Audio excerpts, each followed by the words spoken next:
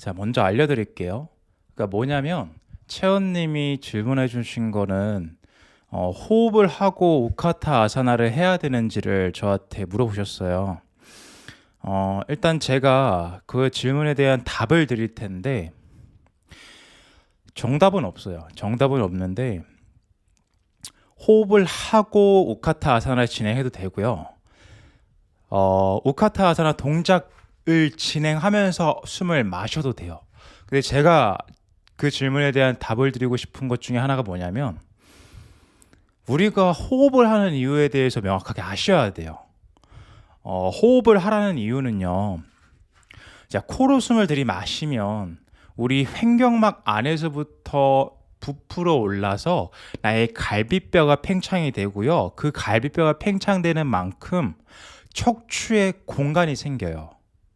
척추에 공간이 생기기 때문에 우카타하사나 들어가실 때 무릎을 접는 동작이란 말이에요. 무릎을 접는데 엉덩이를 뒤로 빼서 허리를 꺾는 동작은 아니에요. 그렇기 때문에 우카타하사나는 생각보다 어려운 자세가 될 수 있어요.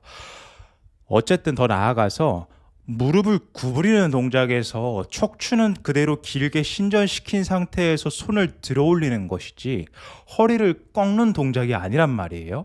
자, 그러려면 우리가 이 동작을 안전하게 들어가기 위해서는 딱 하나밖에 없어요.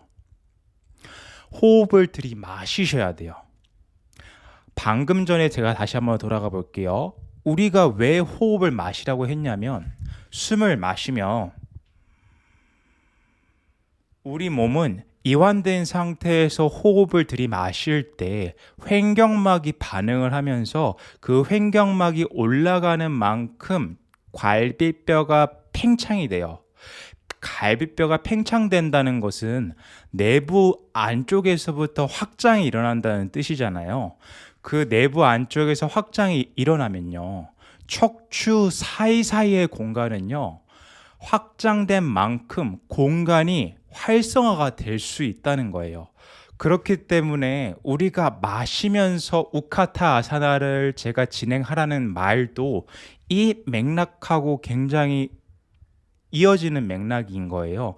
그러니까 우리가 숨을 마시면 갈비뼈가 팽창을 하죠.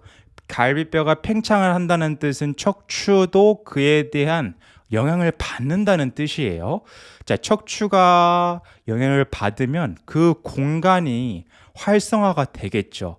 그럼 우리가 무릎을 구부렸을 때 척추 사이사이에 있는 공간을 활성화시키지 않고 가신다면 그냥 허리만 계속해서 눌린 채로 동작이 진행이 되는 거예요. 아무리 우리가 가슴을 들어 올리려고 해도 척추 자체는 그렇게 크게 늘어나지 않는단 말이에요. 척추가 늘어나려면 결국 숨을 마시셔야 돼요.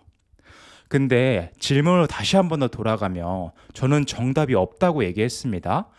숨을 마시고 동작을 진행하라고 했지 동작을 하고 숨을 마시는 것도 그렇게 틀린 동작은 아니에요. 하지만 숨을 마시면 훨씬 더 효과적으로 그 동작을 진행할 수가 있겠죠. 특히 초보자들은.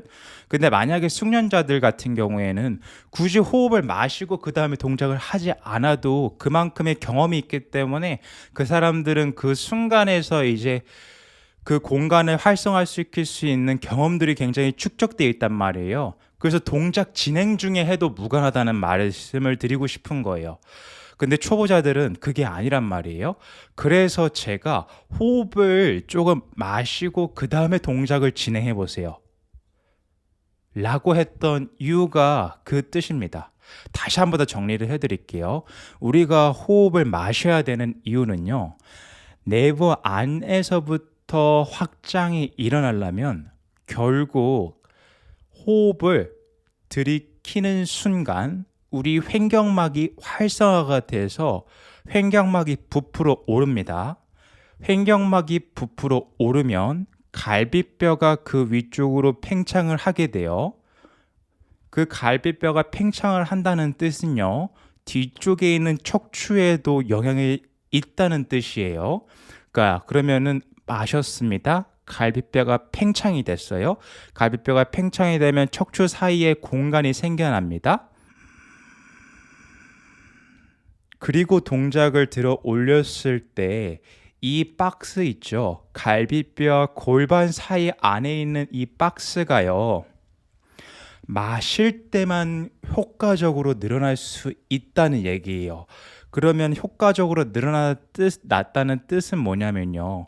허리의 공간이요. 부담스럽지 않게끔, 즉 무릎을 많이 구부려도 부담스럽지 않게끔 그 공간이 활성화가 됐다는 뜻이에요.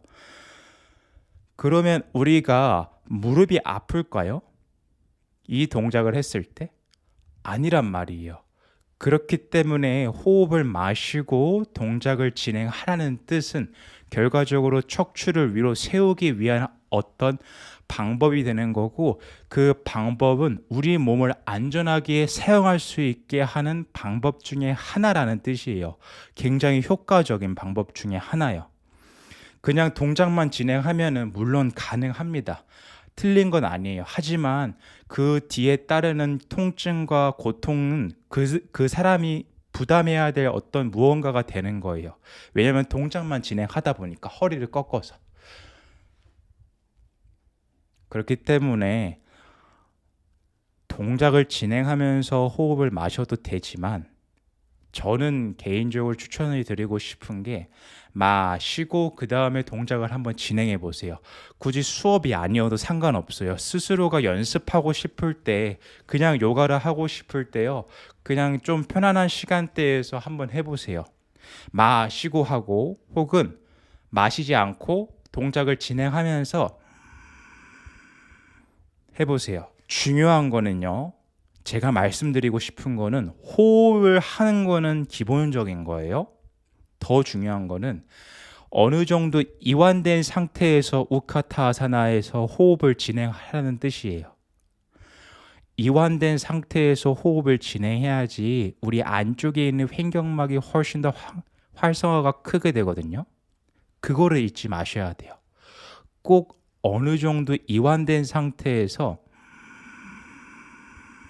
진행하셔야 돼요. 이게 나중에 빨라지면 어떻게 되냐면,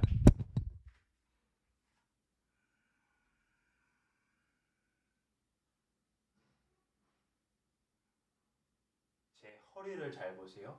이게 꺾여 있는 사람의 허리인 건지 아니면 충분히 늘어나 있는 상태에서 꺾여 있는 건지. 중요한 건 무릎의 방향과 뒤꿈치를 꾹 누르는 힘과 마시는 호흡이 연결되어서 동작을 진행하시는 거예요. 이것들 우카타 아사나가 되면요, 결국 무릎을 구부리는 동작에서는 다 통용이 돼요. 워리어 1, 워리어 2 모든 동작에서 다 마찬가지로 통용이 됩니다. 이게 반달을 잡는 거라고 생각하시면 편해요. 반달을 풀어서 해설할 경우 이런 식으로 접근이 될 수 있다는 뜻이에요. 그래서 제가 지금 말이 너무 많았지만 결국 채연님이 질문한 답이 이 속에 분명히 있을 거라고 생각해요. 충분히 저는 답이 됐을 거라고 생각을 하고요. 중요한 건 이완을 하시고요. 그리고 제가 계속 강조드렸던 무릎의 방향과 뒤꿈치 그리고 호흡의 삼박자가 맞아 들어가야 된다는 뜻이에요. 그거를 꼭 잊지 않으셨으면 좋겠어요. 마지막으로 우카타 하사나 보여드리고 마무리할게요.